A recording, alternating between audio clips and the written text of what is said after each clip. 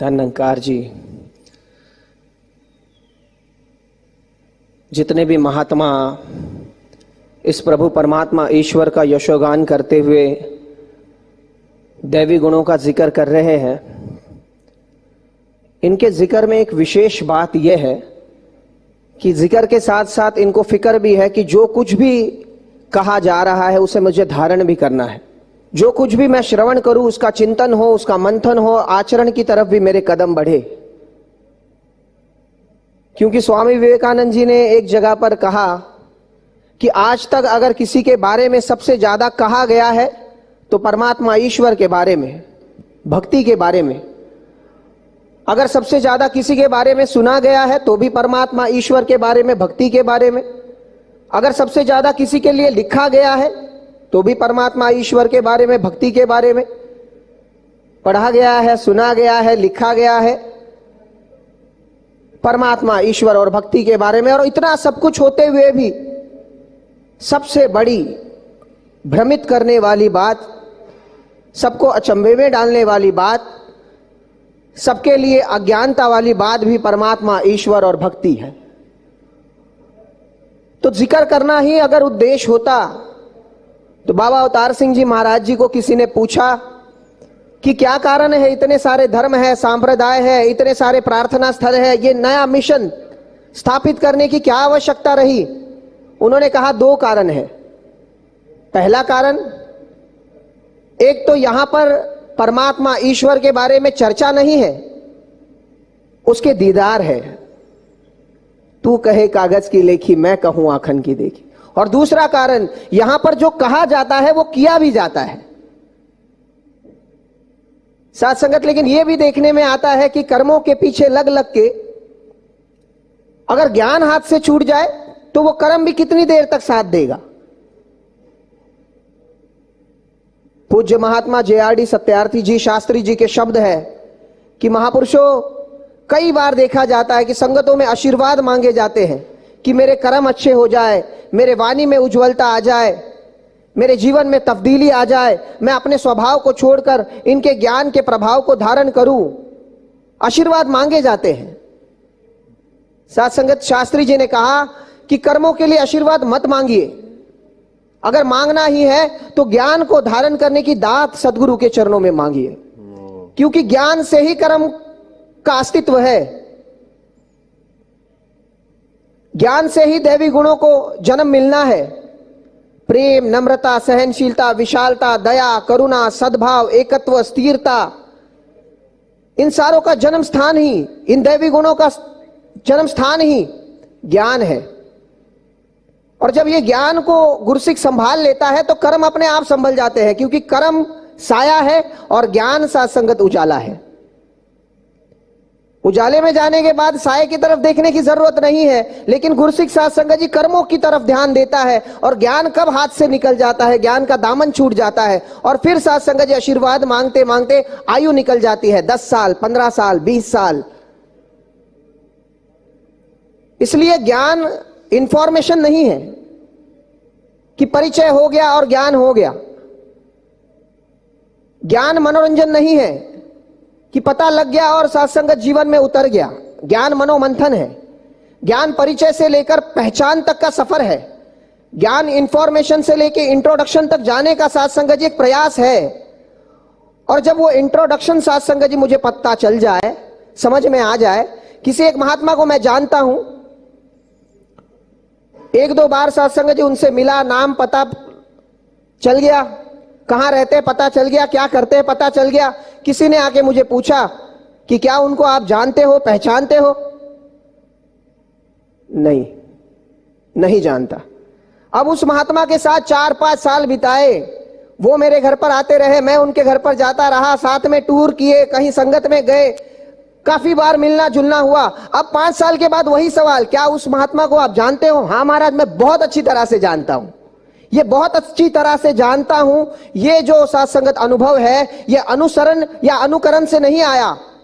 जब रिश्ता, कनेक्टिविटी बनी, तब सत्संगत ये उद्गार आए कि हाँ मैं बहुत अच्छी तरीके से जानता हूं। मोहब्बत जिसे कहते हैं दोस्त, महसूस जिसे करते हैं समझा नहीं सकते। ये तो महसूसियत का सत्संगत जी सब्जेक्ट है।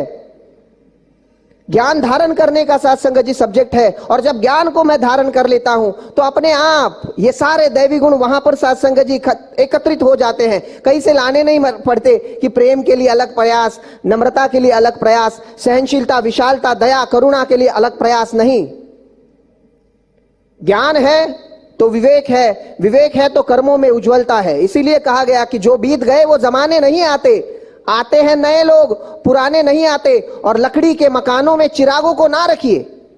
क्लेश, वैर, ईर्ष्या, द्वेष, लकड़ी के मकानों में चिरागों को ना रखिए, क्योंकि आजकल तो आग पड़ोसी भी बुझाने नहीं आते। और ये प्यार की, भक्ति की, इबादत की मंजिल है, जरा संभल कर चलिए, क्योंकि उड़ते हैं होश तो ठिकाने नहीं आते। बस ज्ञान को संभाल लिया, ज्ञान मेरा जीवन संभाल लेगा, ज्ञान मेरे भक्ति को, इबादत को संभाल लेगा। साथ संगत 1-2 मिनट और आपके चरणों से लेना चाहूंगा। ज्ञान को धारण करने से या समर्पित होने से सबसे ज्यादा फायदा किसे होता है? समाज को, परिवार को, मिशन को? सबसे ज्यादा फायदा साथ संगत उस गुरुसिख को होता है। कैसे? 7 से 9 की संगत मुंबई में मन संचालन की सेवा थी। 7:10 पर एक महात्मा आए, हाथ में पर्ची दे दी कि महात्मा जी मुझे एक आशीर्वाद साथ संगत से लेना है, मेरा नाम आप ले लीजिए। संगत चलाते चलाते 8:20 हो गए, मेरे ध्यान से चला गया वो नाम, वो पर्ची वैसे ही डायरी में रह गई। अब उस महात्मा की और मेरी नजर एक हो गई।